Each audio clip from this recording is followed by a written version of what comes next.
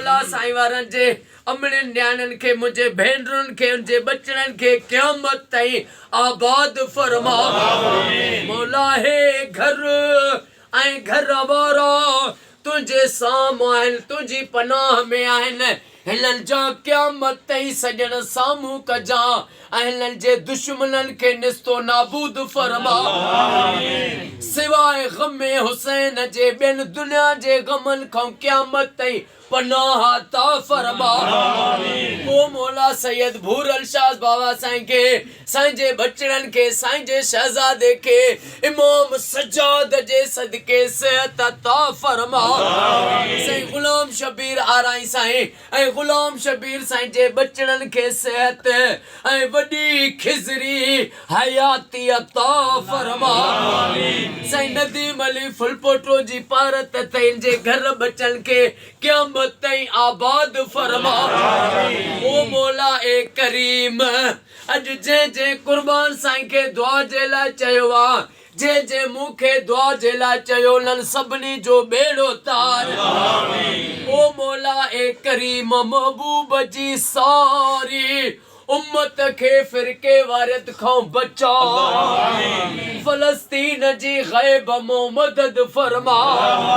ओ मौला जेके अली जे हुबदारनि खे बेगुनाह कत्ल था कनि, उन्हनि ज़ालिमनि खे ग़रक़ कर ऐं अली जे हुबदारनि खे पंहिंजे हिफ़्ज़ अमान पनाह अता फरमा।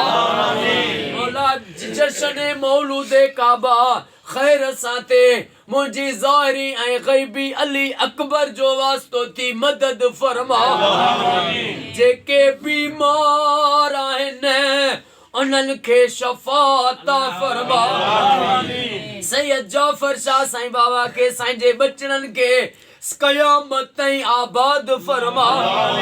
ओ मौला जेके बे औलादी आहिनि उन्हनि खे औलाद अता फरमा। बेरोज़गारनि खे रोज़ी अता फरमा। बीमारनि खे शफ़ा अता फरमा।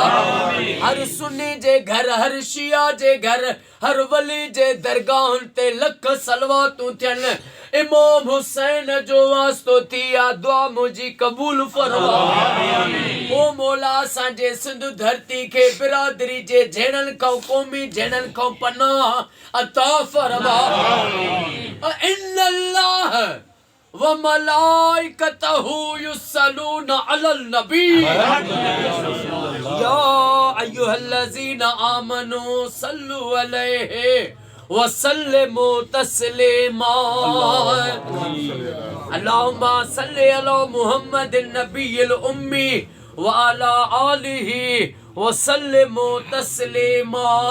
ला इलाहा इल्लल्लाह मुहम्मदुर रसूलुल्लाह। नारे हैदरी।